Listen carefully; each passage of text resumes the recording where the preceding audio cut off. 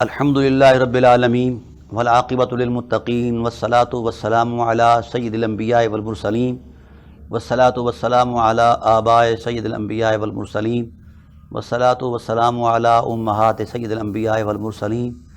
والصلاة والسلام علی اعمام سید الانبیاء والمرسلین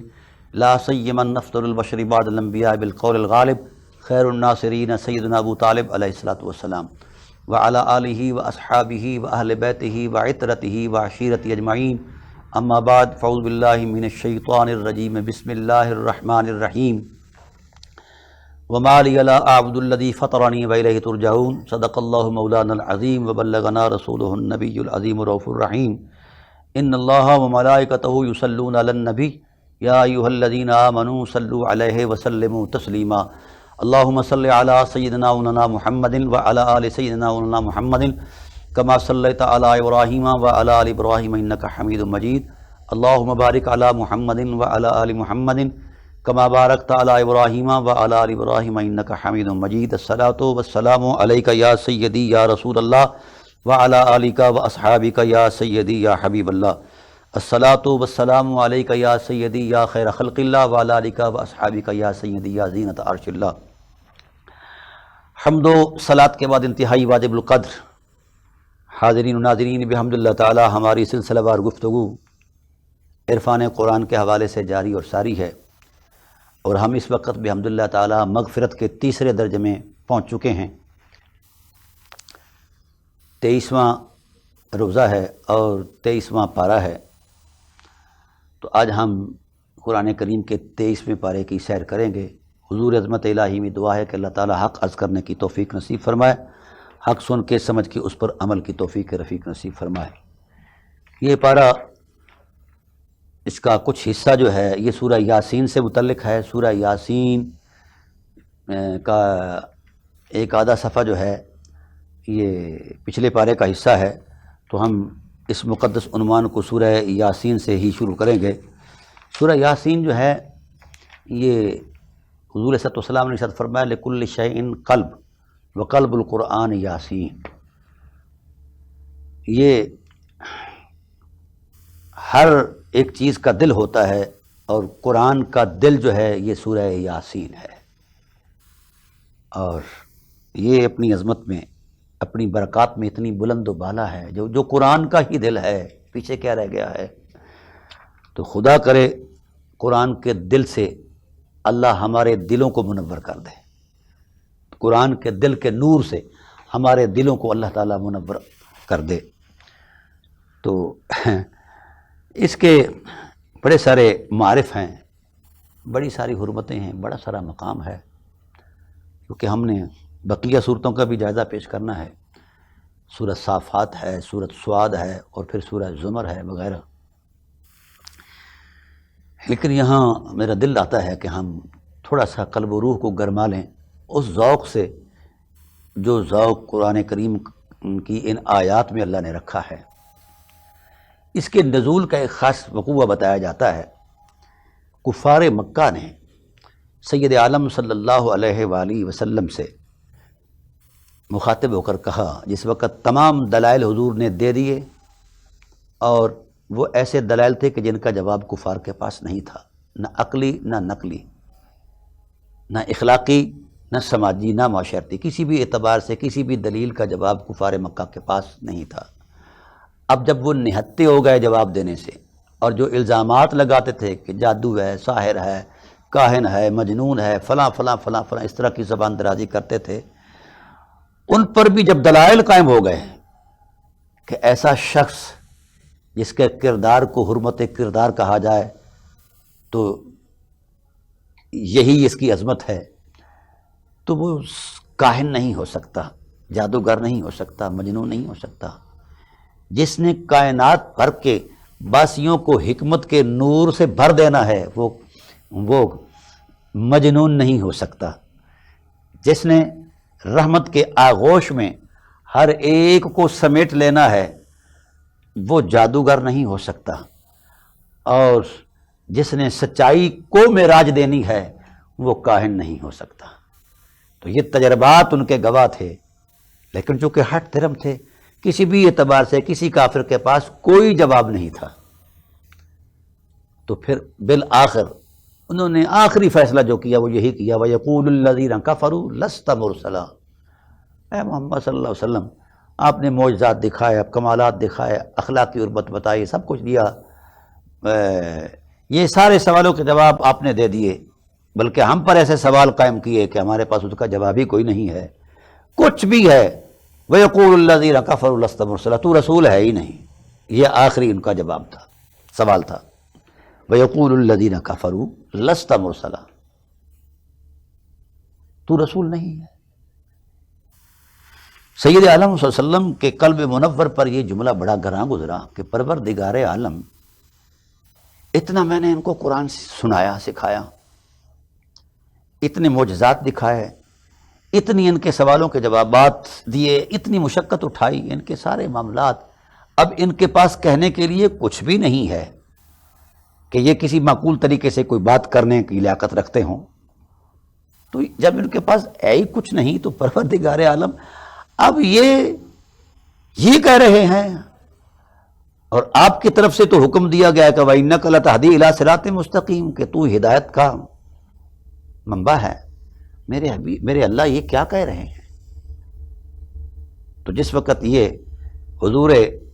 عظمت الہی میں رسول اللہ صلی اللہ علیہ وسلم کے یہ ارمان پہنچے تو رحمت الہی جھوم اٹھی، کہا اللہ اکبر، کیا جملے ہیں، کیا جذبے ہیں، کیا رعنائی حسن محبت ہے۔ فرمایا بسم اللہ الرحمن الرحیم، بسم اللہ الرحمن الرحیم۔ اللہ خود فرماتے ہیں میں نے اپنی رحمت سے آغاز کیا ہے محبوب تیری رسالت کے تصور کو، عظمت کو۔ فرمایا یاسین، یاسین،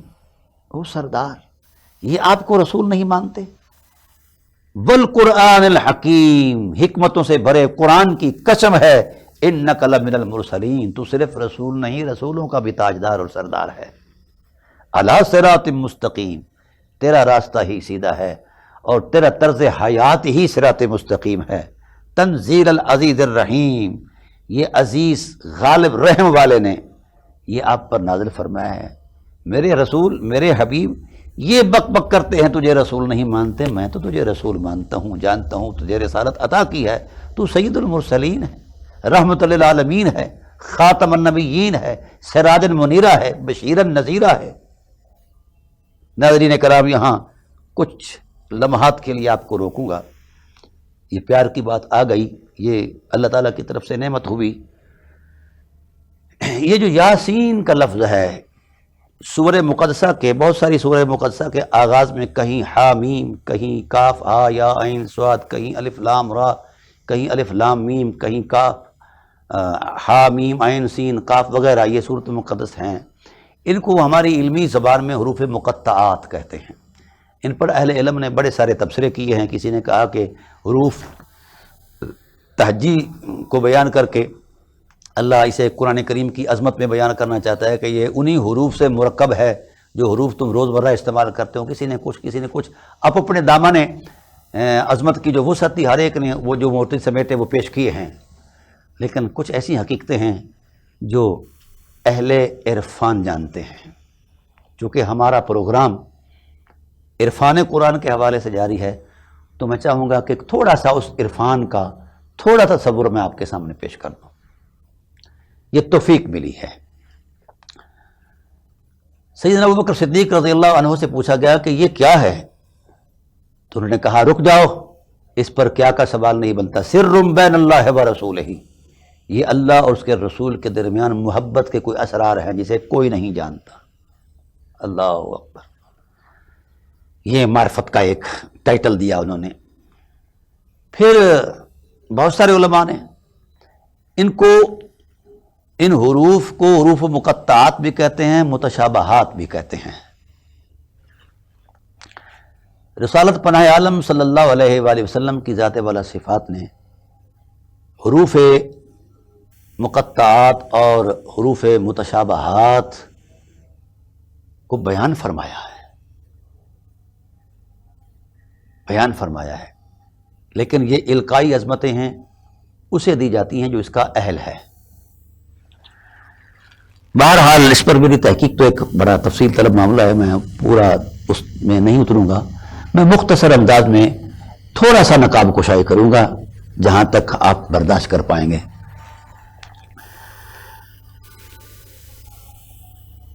قرآن کریم کے اندر قرآن کریم نے اپنی شناخت بیان کی، اپنی آیات کا ایک تصور قائم کیا مختلف اعتبارات سے۔ اللہ تعالیٰ ارشاد فرماتے ہیں هو الذی انزل علیک الکتاب انہ آیات محکمات ہن ام الکتاب۔ میرے حبیب، اللہ وہ ذات ہے جس نے آپ پر ایسی روشن کتاب نازل فرمائی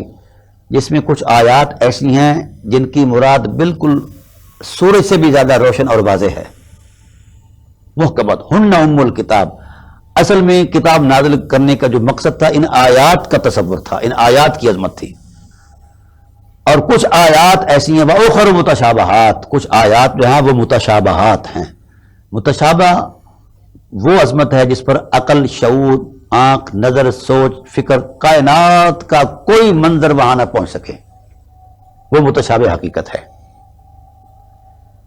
فَأَمَّا الَّذِينَ فِي قُلُوبِهِمْ زَيْغٌ، جن کے دل ٹیڑھے ہیں وہ محکم آیات کی طرف نہیں جاتے کیونکہ وہاں احکام ہیں، شریعت ہے، اور وہ کیا کرتے ہیں فَيَتَّبِعُونَ مَا تَشَابَهَ، پھر ان متشابہات سے کھیلتے رہتے ہیں اور ان پر بحث و تمیز کرتے رہتے ہیں۔ مِنْهُ ابْتِغَاءَ الْفِتْنَةِ، ان کی نیت بری ہوتی ہے، وہ سچائی کی طرف نہیں آتا۔ اگر سچائی کی طرف آئے تو اللہ ان کا نور ان پر القاء کر دے اپنے محبوب کے سینہ رحمت کے وسیلے سے، کیونکہ وہ اس سے فتنے میں ڈالنا چاہتے ہیں، لوگوں کو آزمائے پریشان کرنا چاہتے ہیں، لہذا ان کی دل جو ہیں، ان کے قلب جو ہیں وہ اندھے ہیں، بہرے ہیں اور خراب دل ہیں۔ فَيَتَّبِعُونَ مَا تَشَابَهَ وَابْتِغَاءَ تَأْوِيلِهِ وَمَا يَعْلَمُ تَأْوِيلَهُ إِلَّا اللَّهُ، اس کی مراد کو اللہ کے سوا کوئی نہیں جانتا۔ وَالرَّاسِخُونَ فِي الْعِلْمِ يَقُولُونَ آمَنَّا بِهِ، اور جو راسخ فی العلم ہیں وہ بلا سوچے سمجھے کہتے ہیں ہم اس کی عظمت پر ایمان لے آئے، اس کے اندر جو بھی قدرت نے بیان فرمایا وہی حق ہے۔ یقولون آمنا کل من عند ربنا، محکم بھی ہمارے رب کی طرف سے ہیں اور متشابہ بھی ہمارے رب کی طرف سے، ہم ان کی عظمت پر بھی یقین رکھتے ہیں اور عمل کے لیے خود کو پیش کرتے ہیں اور ان کی عظمت پر بھی یقین رکھتے ہیں جو بھی خدا کی مراد ہے۔ اب اگر ان کے معنی کوئی نہیں، سوال یہ ہے کہ جہاں جہاں یہ حرف لکھے جاتے ہیں ان کا ترجمہ بھی انہی حرفوں کی طرف تصور میں دیا جاتا ہے، ان کا معنی اور مفہوم نہیں لکھا جاتا، تو کیا خیال ہے ان کا معنی کوئی نہیں؟ اگر ان کا معنی ہے ہی نہیں تو پھر ان کا نزول قلب محمد پر کیوں ہوگا؟ ان کا کوئی معنی ہے جو دوائر علم سے بلند ہے، اس لیے کسی تصور علم میں اس کو بیان نہیں کیا جا سکتا، لیکن ہے کوئی حقیقت ایسی جس حقیقت کو صرف خدا جانتا ہے یا رسول جانتے ہیں، کائنات کا کوئی علم یا کوئی عالم ان کا احاطہ نہیں کر سکتا، نہ نشاندہی کر سکتا ہے۔ ناظرین کرام، اب حضور نبی کریم صلی اللہ علیہ وسلم کی ذات والا صفات نے بھی اپنی نبوی بصیرت کے ساتھ قرآن کریم کی آیات کے مضامین کو مختص فرمایا ہے۔ حضور سید عالم صلی اللہ علیہ وسلم نے فرمایا کہ نزل القرآن علی خمسۃ اوجہ، قرآن کریم جو ہے الحمد کی الف سے لے کر والناس کے سین تک 5 مضامین پر نازل ہوا، الحلال والحرام والمحکم والمتشابہ والقصص والامثال، حلل الحلال وحرم الحرام واعملوا بالمحکمات وآمنوا بالمتشابہات فاعتبروا بالقصص والامثال۔ یہ 5 مضامین کی آیات رسالت پر عالم صلی اللہ علیہ وسلم نے اپنے نبوی بصیرت کے ساتھ اس کو بیان فرما دیا تاکہ سمجھنے میں آسانی ہو۔ فرمایا قرآن کی کچھ آیتیں ایسی ہیں جو حرام چیزوں کی نشاندہی کرتی ہیں، کچھ ایسی ہیں جو حلال چیزوں کی نشاندہی کرتی ہیں،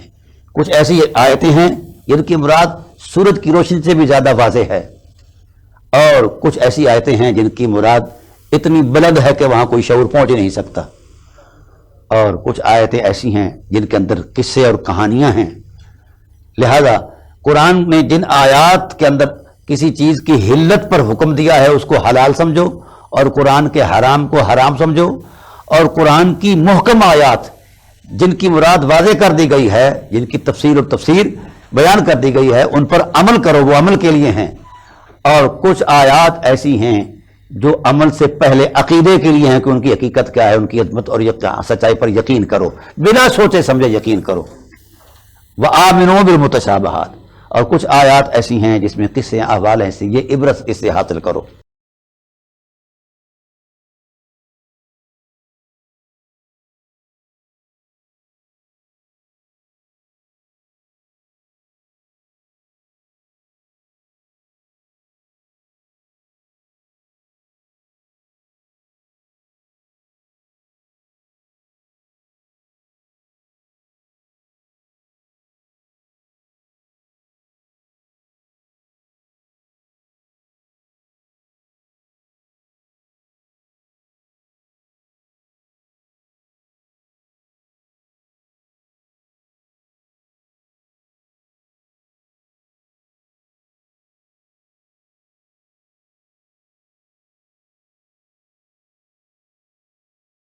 اب یہ 5 مضامین تھے،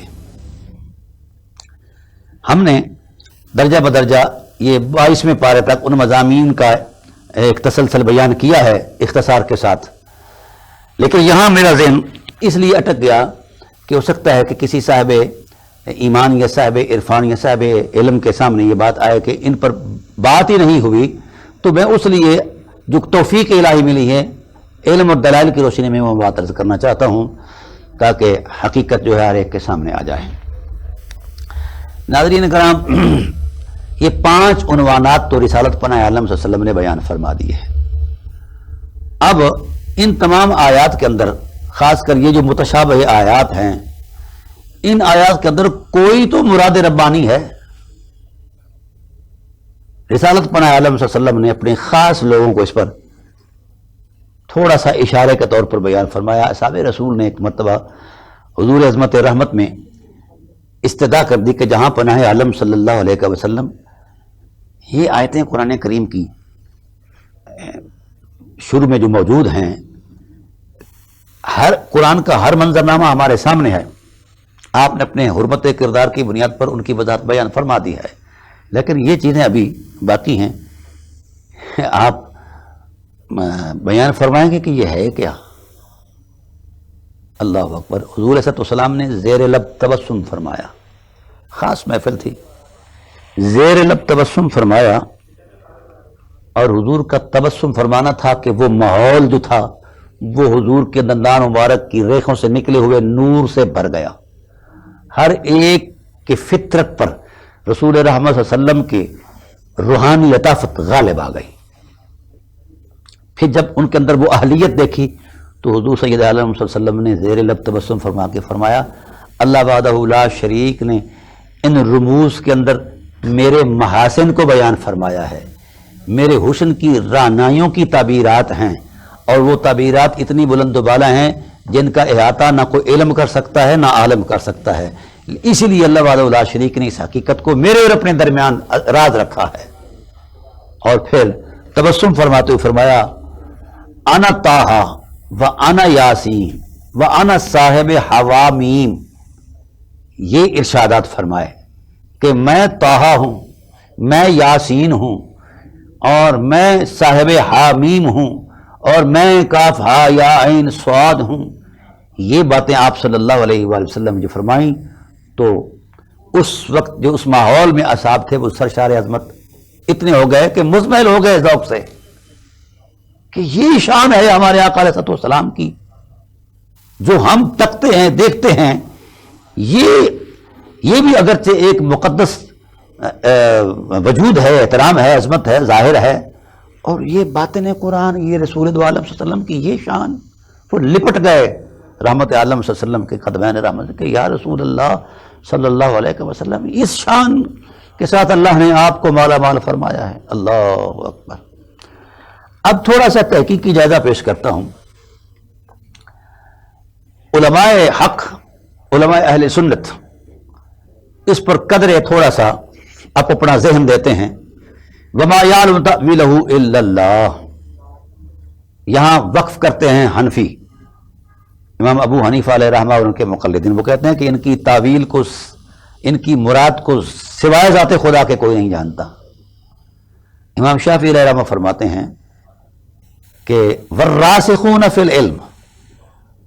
وہ یہاں وقف نہیں کرتے، وہ کہتے ہیں کہ وما یعلم تأویلہ الا اللہ والراسخون فی العلم، یہاں آ کر جو ہے نا جملہ مکمل ہوتا ہے کیونکہ درمیان میں عطف ہے،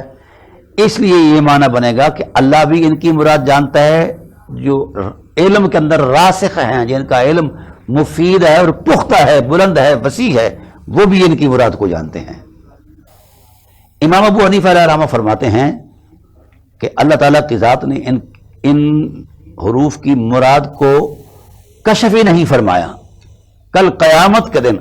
اللہ وحدہ لا شریک ان کی مراد کو کشف فرمائے گا، کھولے گا۔ امام شافعی علیہ رحمہ فرماتے ہیں کہ جناب والا جب راسخ فی العلم سارے قرآن کے ساتھ ان کا تعلق ہے، ان کے اندر جو بلیدگی فکر اور شعور اور روحانی عظمت جو غالب آتی ہے، تو ان کی ان حرمتوں تک ان کی رسائی موجود ہے۔ یہ الگ بات ہے کہ ان کا احاطہ نہیں کر پاتے، تو یہ بات بھی بڑی معقول لگتی ہے کہ احاطہ تو کائنات کے، یعنی اللہ تعالیٰ کے کسی علم کے کسی دائرے کا احاطہ نہیں کیا جا سکتا، چاہیے ہے کہ ان اسرار کا احاطہ کیا جا سکے۔ تو وہ چاہتے ہیں کہ اگر یہ اس کے بارے میں یہ کہا جائے کہ ان کا معنی کوئی نہیں ہے یا راسخ فی العلم نہیں جانتے، تو پھر ان کے نزول کا مقصد نہیں بنتا تھا۔ احناف یہ کہتے ہیں کہ مقصد یہ بنتا تھا کہ اللہ تعالیٰ چاہتے ہیں کہ ہم اپنے محبوب کی امت کو آزمائیں اس بابت کہ وہ کیا کہتے ہیں، کہ وہ من وعن اندے کی حقیقت کا یقین کرتے ہیں یا نہیں کرتے۔ بہرحال یہ ایک بحث ہے، بڑی طویل ہے۔ حنفی ہونے کی نسبت سے اگر میں یہ کہوں کہ ان کی مراد کو اللہ قیامت کے دن بیان کرے گا، سبحان اللہ، وہ بھی ہمارے لیے مفید ہے۔ کوئی تو اس آغوش میں چھپا ہوا آب گینا ہے، رحمت کا خزانہ ہے، حضور کے حسن کا کوئی تو ایسا جلوہ ہے جسے قیامت کے دن کھول کر قیامت کو روشن کر دیا جائے گا، کوئی تو ایسی حقیقت ہے۔ تو ہم تو میں نہیں لگتے، ہم صرف اتنا کرنا چاہتے ہیں کہ جو اس کے فیوز و برکات ہیں وہ تو کم از کم ہم تک پہنچنے چاہیے، اس کا کوئی نہ کوئی مقصد تو ہے نا۔ اب ام المومنین حضرت عائشہ صدیقہ صلوات اللہ تعالی علیہا سے پوچھا گیا کہ آپ نے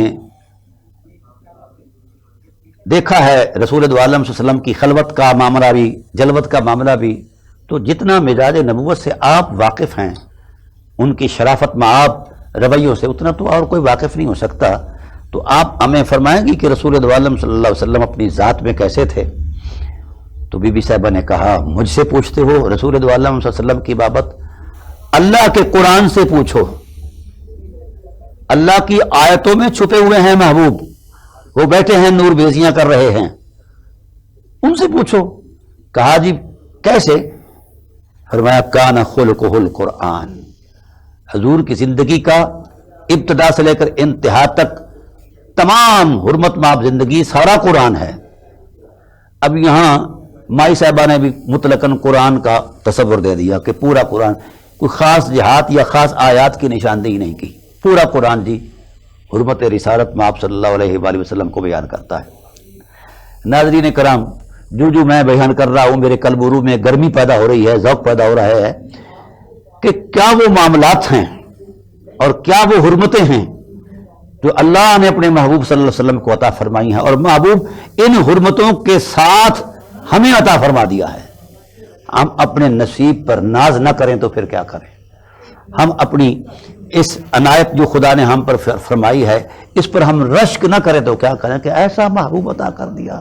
ایسی شان والا رسول عطا کر دیا جس کی حرمتوں کا، جن کے تقدس مآب لطافتوں کا کسی کو اندازہ ہی نہیں ہو پاتا، اتنی بڑی ذات۔ تو قاعدہ یہ ہے کہ جب کوئی لفظ مطلق بولا جائے تو وہ اپنے اطلاق پر جاری ہوتا ہے، اس میں کوئی قید شاید نہیں ہوتی، تقیید نہیں ہوتی۔ تو یہاں اماں جی نے، ام المومنین نے مطلق قرآن بولا ہے، گویا الحمد کی الف سے لے کر والناس کی سین تک سارا قرآن حضور سید عالم صلی اللہ علیہ وسلم کی ذات میں ہے یا حضور کی ذات اس میں ہے۔ سارا قرآن، سارے اخلاق، سب کچھ قرآن ہے۔ یعنی قرآن اگر علم ہے تو حضور اس علم کا عمل ہے، کوئی بھی جہت لالے میں اس طرف نہیں جانا چاہتا۔ تو بی بی صاحبہ کا یہ کہنا کہ سارا قرآن حضور ہے اور حضور سارا قرآن ہے، قرآن سارا حضور، تو اس اعتبار سے جب دیکھا جائے تو الحمد کی الف سے لے کر والناس کی سین تک قرآن نے اپنے دو پہلو بیان فرمائے، کچھ محکم آیات ہیں اور کچھ متشابہ آیات ہیں۔ اور پھر حضور صلی اللہ علیہ وسلم کی ذات والا صفات نے ان دونوں آیات پر امت کو کیا درس دیا؟ فرمایا کہ قرآن کی محکم آیات پر عمل کرو اور متشابہ آیات کی عظمت پر ایمان لے آؤ، یقین کرو، اس کی کنہ میں نہ اترو کیا ہے، کیسے ہے، کیوں ہے، ہو سکتا ہے یا نہیں ہو سکتا، ایسا نہیں، جو بھی ہے ایک حقیقت ہے، اسے مانو۔ تو اب بات بڑی طے ہو گئی کہ رسالت پناہ عالم صلی اللہ علیہ وسلم نے قرآن پاک کی محکم آیات پر عمل کا درس دیا، متشابہ آیات پر یقین کا درس دیا، ایمان کا درس دیا۔ ایمان تب ہوگا جب ہم متشابہ آیات پر ایمان لے آئیں گے، ورنہ ایمان نہیں ہوگا۔ تو مائی صاحبہ نے جو کہا تھا کہ کان خلق القرآن، حضور کا سارا کردار قرآن ہی تو ہے، تو اب یہ طے ہو گیا کہ جس طرح قرآن کریم کی آیات کے دو اعتبار ہیں، اسی طرح کریم آقا علیہ الصلوۃ والسلام حضرت محمد صلی اللہ علیہ وسلم کی ذات کے بھی دو اعتبار ہیں۔ حضور سید عالم صلی اللہ علیہ وسلم کی ذات والا صفات کی ایک ظاہری حرمت ہے، سیرت طیبہ ہے، جسے محکم کہتے ہیں، اسے محکم کہا جائے گا کیونکہ ہر عمل جو ہے وہ ظاہر ہے، اس کا نتیجہ ہے، اس کی عظمت ہے، حرمت ہے، وہ شریعت میں مؤثر ہے۔ تو حضور صلی اللہ علیہ وسلم کی ذات والا صفات جو ہے وہ محکم ذات ہے، اور حضور صلی اللہ علیہ وسلم کے کچھ ایسے احوال ہیں جس پر کسی کی نظر ابھی تک نہیں پہنچی، وہ ایسی حقیقتیں ہیں جسے خدا جانتا ہے یا مصطفیٰ جانتے ہیں۔ تو جس طرح قرآن کی محکم آیات پر عمل ضروری تھا، متشابہ آیات پر عقیدہ ضروری ہے، یقین اور ایمان ضروری ہے، ایسے ہی ذات محمد صلی اللہ علیہ وسلم کی ظاہری حیات طیبہ جو ہے اس پر عمل ضروری ہے، وہ سیرت ہے، وہ اسوہ ہے، اور حضور صلی اللہ علیہ وسلم کے جو وہ حقائق اور اسرار ہیں جس کو صرف خدا جانتا ہے اور کوئی نہیں جانتا، اس پر یقین ضروری ہے، اس پر یقین ضروری ہے، ایمان ضروری ہے۔ تو جب آقا علیہ الصلوۃ والسلام کی ذات میں ایک ایسی حقیقت بھی ہے جسے کائنات کی کوئی آنکھ نہیں دیکھ سکتی، کائنات کے کسی شعور کی پرواز وہاں تک نہیں پہنچ سکتی، کسی علم کی وہاں تک رسائی نہیں ہے، تو پھر ایسے حقائق جو آقا علیہ الصلوۃ والسلام کی حقیقت میں شامل ہے اس پر بحث بنتی ہے؟ نہیں بنتی۔ اس لیے رسالت وہ حرمت ہے جس پر بحث نہیں ہے، اس پر ایمان ہے، نبوت وہ تقدس ہے جس پر ایمان ہے، بحث نہیں ہے۔ اس لیے دوستان محترم، میں ناظرین کرام اور عادین سے عرض کرتا ہوں کہ بحث نہ کریں دین کے بارے میں، دین کے بارے میں، دین کی حرمت پر اسی طرح یقین لے آؤ جس طرح یقین کرنے کی دعوت ہے۔ جو قرآن کی محکم آیات ہیں اس پر عمل کرو، اور جو قرآن کی متشابہ آیات ہیں اس پر یقین کرو، اس کی عظمت پر یقین کرو۔ ایسے ہی ذات رسالت کی جو محکم حیات عصمت ہے اس پر عمل کی کوشش کیا کرو، اور جو متشابہ حقیقت ہے اسے خدا کے سپرد کر دو۔ جب اس نے نہیں کھولا تم کون ہو، تمہاری حقیقت کیا ہے؟ لیکن وہ ایک ایسی حقیقت ہے جو ذات مصطفیٰ کی حقیقت بن کر روشن ہے۔ تو حضور سید عالم صلی اللہ علیہ وآلہ وسلم نے ان کی تعبیرات کو بیان فرمایا۔ اور پھر میں یہاں کچھ صاحبان عرفان کا ایک جملہ پیش کرتا جاؤں کہ امام ابو حنیفہ علیہ رحمہ کے نقطہ نظر کے مطابق یہ جو متشابہ آیات ہیں ان کا معنی اللہ کرے گا۔ اگر یہ محاسن ذات محمد ہیں تو ایسے حسن کی کوئی جلوے ہیں جن کا انکشاف اور اکتشاف خدا قیامت کے دن کرے گا۔ اللہ اکبر، اللہ اکبر۔ یہاں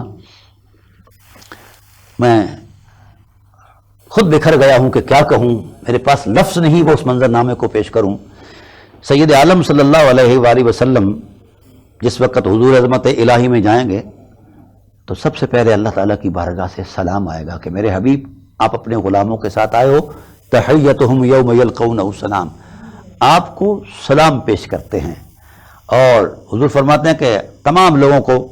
تمام انبیاء اور صلحاء کے لیے نور کے ممبر بچھائے جائیں گے، سب لوگ نور کے ممبروں پر بیٹھ جائیں گے، اور میں کھڑا رہوں گا حضور عظمت الہی میں، انا قائم منتصبا، سوالی بن کر کہ یا اللہ میری امت کا معاملہ میرے ہاتھ میں دے دے۔ یہ تفصیلات سارے لوگ جانتے ہیں، جس راز سے آج فقیر پردہ اٹھا رہا ہے وہ بڑا عجیب ہے۔ حضور سید عالم صلی اللہ علیہ وآلہ وسلم نے ارشاد فرمایا کہ اللہ تعالیٰ کا ارشاد ہے کہ عسیٰ ان یبعثک ربک مقاما محمودا، کہ اللہ اپنے محبوب کو مقام محمود دے گا۔ تو کوئی امتیاز ہے ان نور کے ممبروں میں سے کسی اس ممبر کا جسے مقام محمود کہا جاتا ہے، جو صرف ذات مصطفیٰ صلی اللہ علیہ وآلہ وسلم کے لیے خاص ہے، اور کوئی شخص اس کا نہ مانع بن سکتا ہے اور نہ ہی کسی کے لیے یہ جائز ہے کہ وہ اس عظمت میں آئیں، صرف ذات رسالت کے لیے وہ خاص ہے۔ تو وہ مقام محمود کی تعبیرات کرتے ہوئے اہل علم بھی بولے، خود رسول بھی بولے ہیں کہ یجلس اللہ معہ علی کرسیہ، جس کرسی پر ذات وحدہ لا شریک جلوہ افروز ہوں گے، اسی کرسی کے پہلو میں، اسی کرسی کے ساتھ یا اسی کرسی پر رسالت پناہ عالم صلی اللہ علیہ وسلم کو اللہ اپنے رحمت کے پہلو میں بٹھا کر اس وقت اس مقام پر جب اللہ تعالیٰ اپنے محبوب کو بٹھائے گا تو دنیا دنگ رہ جائے گی۔ اور قرآن پاک کے اندر وہ منظرنامہ موجود ہے، اتی امر اللہ فلا تستعجلوا سبحانہ وتعالی عما یشرکون۔ اس وقت اس مقام پر جب لوگ دیکھیں گے تو لوگوں کے دو طبقے تو پہلے تھے، کچھ کافر تھے اور کچھ مومن تھے۔ تو کفار مکہ اس وقت اپنی منہ میں انگلیاں دبائیں گے کہ ہم تو محمد کو اپنے جیسا کہا کرتے تھے، بنی ہاشم کا چشم و چراغ کہا کرتے تھے،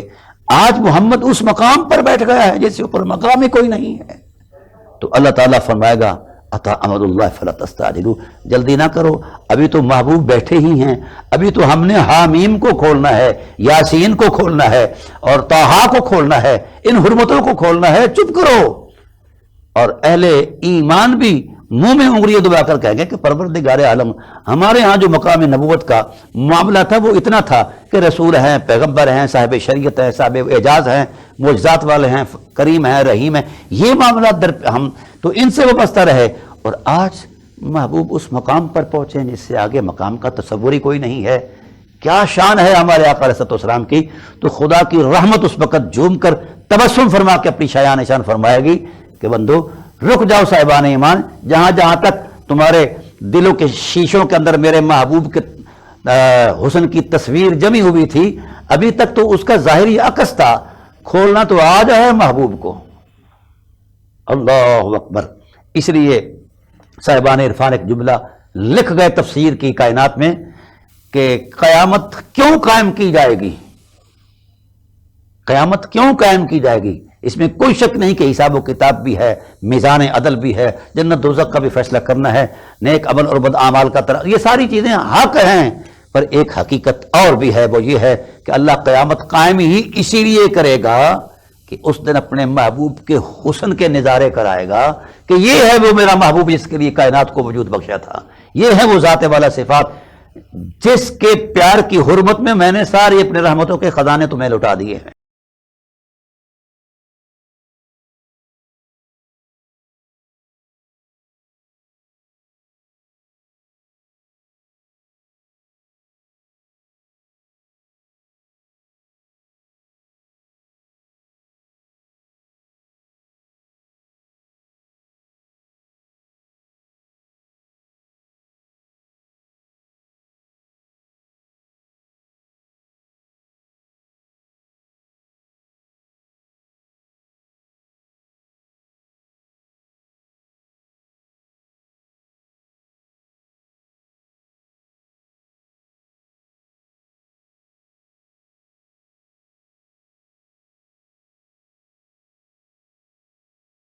اس وقت حضور فرماتے ہیں کہ حضور عظمت الہی میں سجدہ ریز ہو جاؤں گا۔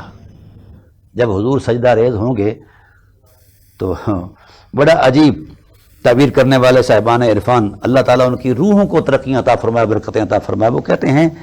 کہ دراصل یہ جو ہمارے جذب اور ہمارے عرفان میں جو چیز آ کر نور بن کر رک گئی ہے وہ یہ حضور صلی اللہ علیہ وسلم کے محاسن ہے۔ یہ جو حامیم ہے نا، حامیم، حامیم کی ہا میں جو خم ہے، حامیم کی ہا میں جو خم ہے، یہ زلف محبوب کے خم کی تعبیر ہے، یہ زلف محبوب کے خم کی تعبیر ہے کہ جب مصطفیٰ سجدہ کریں گے تو زلف کندھوں سے ٹکرائے گی، زلف کا خم ڈھیلا ہوگا، اور ادھر اللہ حامیم کا ترجمہ کھول کر بیان کر دے گا کہ یہ ہیں وہ میرے محبوب، یہ ہیں جس کے لیے میں نے کائنات کو وجود بخشا اور تمہیں نعمتوں سے مالا مال فرمایا ہے۔ تو اس لیے بہت سارے لوگ ہیں، اعلیٰ حضرت رحمۃ اللہ تعالیٰ علیہ بھی اس طرف آ گئے، انہوں نے کہا کاف ہا یا عین سواد کا معنی کیا ہے؟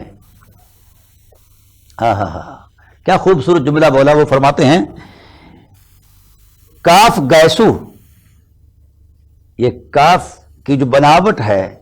جس رسم الخط میں قرآن کریم کے سینے میں وہ رسول اللہ کے گیسوؤں کی بناوٹ ہے، حضور کی زلفوں کی بناوٹ، کاف گیسو، ہا دہن، یا آنکھیں، عین سواد امامہ نور کا، یہ جو سواد کا اگلا حصہ ہے، ہاں جی دو حصے نا سواد کے، سواد کو یوں لکھ کر پھر اس کے آگے یوں ڈالا جاتا ہے بڑا سارا، وہ کہتے ہیں یہ امامہ ہے مصطفیٰ کا، یہ دہن، یہ زلفیں، یہ تعبیرات ہیں ان عظمتوں کی، حضور صلی اللہ علیہ وسلم کے وہ محاسن عظمت ہیں جن کے لیے کائنات میں کوئی علم پیدا ہی نہیں ہوا کہ ان کی نشاندہی کر سکے کہ یہ کیا ہے، یہ عرفانیات سے تعلق رکھتی ہیں حقیقتیں۔ تو جس ذات والا صفات کے اوصاف اس انداز کے ہوں اس کی ذات کتنی بلند و بالا ہوگی۔ تو دوستان محترم، یاسین سے متعلق بھی یہی اہل عرفان نے یہی کہا ہے کہ یاسین سے مراد یا الگ، کیونکہ مقطعات نا الگ الگ اور الگ سین الگ ہے، تو اب یہ تعبیر اس کی انہوں نے یہ بیان کی ہے، تعبیر بیان کی ہے، یا سے مراد اے سید الرسل، یاسین سے مراد اے سید الرسل، اے نبیوں کے سردار۔ اللہ اکبر، اللہ اکبر، بڑے بڑے اپنے ذوق اور عرفان ہے۔ کسی نے طٰہٰ کی تعبیر بیان فرمائی کہ طٰہٰ کو، یہ علامہ علوسی علیہ الرحمہ نے اس کو نقل کیا ہے، وہ کہتے ہیں کہ میں نے طٰہٰ اور ہا کے اندر غور کیا حروف ابجد کی تعداد کے اعتبار سے۔ وہ کہتے ہیں کہ طٰہٰ کا جو ابجد کے اعتبار سے حروف بنتا ہے، فگر بنتا ہے، ٹائٹل بنتا ہے، اور جو ہندسہ بنتا ہے وہ ہے 9، اور ہا کا ہندسہ ہے ابجد کے اعتبار سے 5۔ 9 اور 5 مل جائیں تو 14 بنتے ہیں۔ تو وہاں ان کی روح نے جھوم کر کہا دراصل بات یہ ہے کہ جس وقت کوئی شخص کسی ماہ جبیں کو تکتا ہے تو اس کے رخسار کی اس لطافت کو چاند کی روشنی سے ملا کر کہتا ہے کہ میرا محبوب چاند جیسا ہے، چاند جیسا ہے۔ ایسے ہوتی ہے نا جی، ہمارے شعراء لوگ بیان کرتے ہیں کہ تمثیلات جو بیان کرتے ہیں، استعارے بیان کرتے ہیں۔ تو سید محمود احمد علوسی علیہ الرحمہ نے فرمایا دراصل اللہ نے کائنات کے باسیوں کا حسن ذوق دیکھا تو پھر خود ذوق میں آ گیا، اپنی شایان شان، اپنے پیار کی عظمت میں آ گیا، کہا ہاں لوگ اپنے محبوب کے رخساروں کو چاند سے تعبیر کرتے ہیں، تو میرا چونکہ یہ 9 کے عدد 5 اور 9 کے عدد اپنا طٰہٰ کے عدد 9 اور ہا کے عدد 5، 9 اور 5 مل جائیں تو 14 بنتے ہیں۔ تو فرمایا تمہارا محبوب، تم اپنی تمثیلات اور استعارات میں، تشبیہات میں یہ پیش کرتے ہو کہ چاند جیسا ہے، لیکن میرا محبوب کا رخسارہ تو 14ویں رات کے چاند سے بھی بلند ہے۔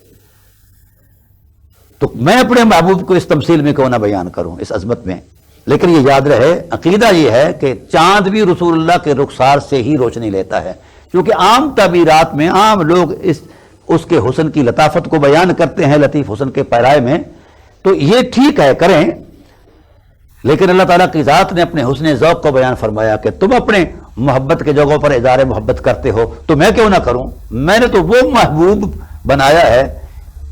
جس طرح میرا شریک کوئی نہیں ہے، میرے محبوب کی مثال کوئی نہیں ہے کائنات میں۔ اس لیے اصحاب رسول تک تک کر کہا کرتے تھے وَأَحْسَنُ مِنْكَ لَمْ تَرَ قَطُّ عَيْنِي وَأَجْمَلُ مِنْكَ لَمْ تَلِدِ النِّسَاءُ، آپ سا ہنسی کسی آنکھ نے تکا ہی نہیں ہے، اور آپ سا ہنسی کسی ماں نے جنا ہی نہیں ہے۔ خلقت مبرأ من کل عیب کأنک قد خلقت کما تشاء، ہر چیز کو اللہ نے اپنی یصورکم فی الارحام کیف یشاء اپنی مرضی سے بنایا ہے، پر حبیب لگتا ہے آپ کو اللہ نے آپ کی مرضی سے بنایا ہے۔ حسینہ جمیلہ دا منہ موڑ دیتا، محمد بنا کے قلم توڑ دیتا۔ تو ناظرین کرام، یہ وہ حرمت مآب حقیقتیں ہیں جو رسالت پناہ عالم صلی اللہ علیہ وآلہ وسلم کی ذات کے ساتھ وابستہ ہیں اور آپ کے ذات میں وہ شامل ہیں۔ قرآن جیسا نور جس سینے پر لکھ دیا گیا ہے، اللہ اکبر، سنقرئک فلا تنسا، قرآن کا پہلا تصور جو ہے وہ لوح محفوظ پر ہے، وہاں سے نازل کر کے سینہ مصطفیٰ پر، قلب محمد پر اس کو نقش کر دیا گیا ہے۔ تو جہاں جس مقام، جس قلب منور پر قرآن جیسی کتاب آئے اور اپنے تمام اسرار و رموز کے ساتھ سما جائے، وہ قلب منور کتنا بلند و بالا ہوگا، وہ ذات اپنی ذات کے اعتبار سے کتنی بلند و بالا ہوگی۔ بس اس ذات پر صرف درود ہی کہا جا سکتا ہے، اللہم صلی علی محمد وعلی آل محمد کما صلیت علی ابراہیم وعلی آل ابراہیم انک حمید مجید۔ تو ناظرین کرام، اس اعتبار سے میں نے جو چیزیں بیان کی تھیں وہ یہ کوئی مذہب کا پیرایا نہیں ہے،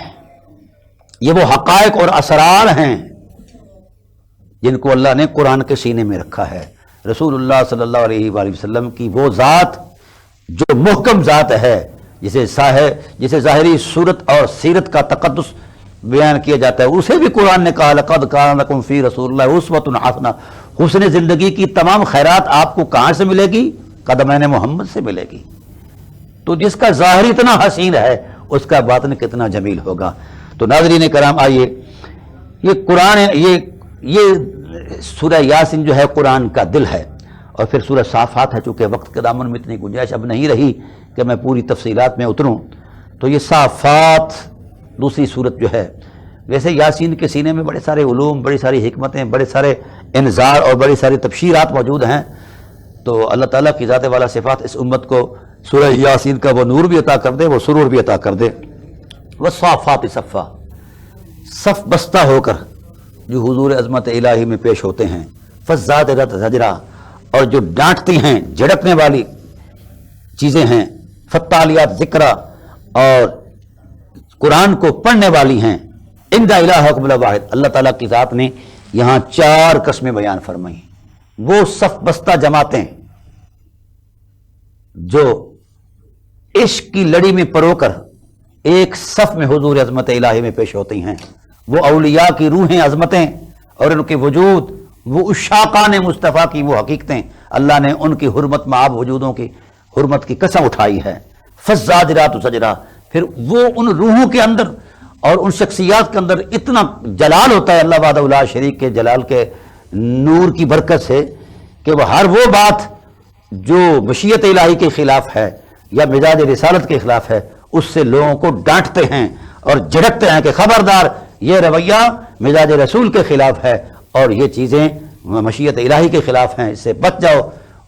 ان عظمت مآب، ان جذبوں کی حرمت کی اللہ قسم اٹھا رہا ہے جو وہ جماعتیں آتی ہیں، فالتالیات ذکرا، پھر اس کے قرآن کی تلاوت کرتی ہیں۔ اللہ نے ان عظمتوں کو بھی قرآن کریم کے اعتبار سے بیان فرمایا کہ میں ان کی بھی قسم اٹھاتا ہوں۔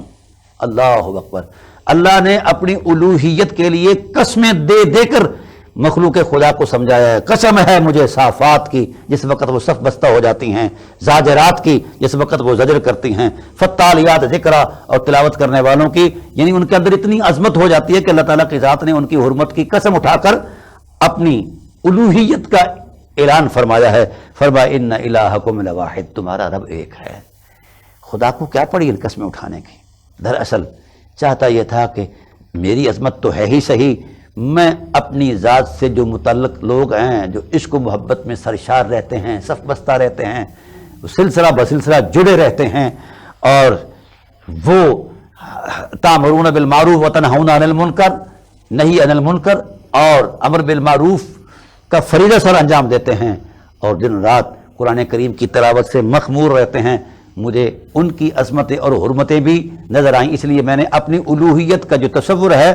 ان کی قسمیں اٹھا کر میں نے پیش کیا ہے۔ پھر فرمایا رب السماوات والارض وما بینہما ورب المشارق، اللہ زمین و آسمان کا رب ہے اور تمام مشرقوں کا مغربوں کا رب ہے۔ انا زینا السماء الدنیا بزینۃ الکواکب، کیا تم دیکھتے نہیں کہ ہم نے آسمان کا سینہ جو ہے یہ ستاروں کی جلملاہٹ سے سجا دیا ہے۔ وحفظا من کل شیطان مارد، اور اگر کوئی شیطان جا کر ان ستاروں کی اوٹ میں جو فرشتہ تسبیح کناں ہیں یا کارکنان قضاء و قدر ہیں، وہ تحریریں لکھتے ہیں، بیان کرتے ہیں، آگے لے آتے ہیں، اس کو نافذ کرتے ہیں، ان کی بات سننا چاہتے ہیں اور یہاں آ کر کاہن کو بتا کر فساد کرنا چاہتے ہیں، تو ہم نے پہرا لگا دیا ہے۔ جب سے محمد آئے ہیں تو اللہ کے اسرار پر پہرا لگ گیا ہے۔ شہاب ثاقب جو ہے لا یسمعون الی الملأ الاعلی ویقذفون من کل جانب، ملأ اعلیٰ کے اندر جتنے بھی فیصلے ہوتے ہیں کسی فیصلے کو وہ نہیں سن سکتے اور ان کو ہر جانب سے دھتکارا جاتا ہے۔ دحورا ولہم عذاب واصف فاتبعہ شہاب ثاقب، اگر کوئی راز چرا کر بھاگنا بھی چاہتا ہے تو شہاب ثاقب آ کر اسے جلا دیتا ہے۔ تو اللہ تعالیٰ کی ذات نے سید عالم صلی اللہ علیہ وآلہ وسلم کی تشریف آوری پر آسمان کے اسرار کی حفاظت فرما دی ہے۔ اب کوئی آسمان کا راز چوری نہیں کر سکتا۔ یہ جو جوڑ توڑ کرتے رہتے ہیں ہمارے لوگ، یہ خیال آرائی ہے۔ حقیقت وہی ہے جو سینہ مصطفیٰ کے اندر ہے، حقیقت وہی ہے جو حضور عظمت الہی کے طے شدہ پروگراموں کے اندر لوح محفوظ کی عظمت میں ہے۔ کوئی نہیں جانتا کل کیا ہے اور کیا نہیں ہے۔ فاستفتہم ام اشد خلقا امن خلقنا انا خلقناہم من طین لازب۔ اب ان سے پوچھو ان حقیقتوں کو وجود کس نے بخشا ہے؟ جس نے وجود بخشا ہے وہی الوہیت کے اہل ہے، باقی جن کو انہوں نے الہ بنایا ان کی کوئی حقیقت نہیں۔ انشاءاللہ العزیز بقیہ اگلی نشست میں ہم بیان کریں گے۔ یہ اللہ دلائل دے رہا ہے اپنی عظمت پر، سمجھا رہا ہے مولویو جب میں نے خدا ہو کر دلائل دیے اپنی الوہیت پر تو تم دلیل کے بنا مذہب کیوں بناتے ہو؟ اللہ تعالی ہمیں معاف فرمائے۔ وما علینا الا البلاغ المبین۔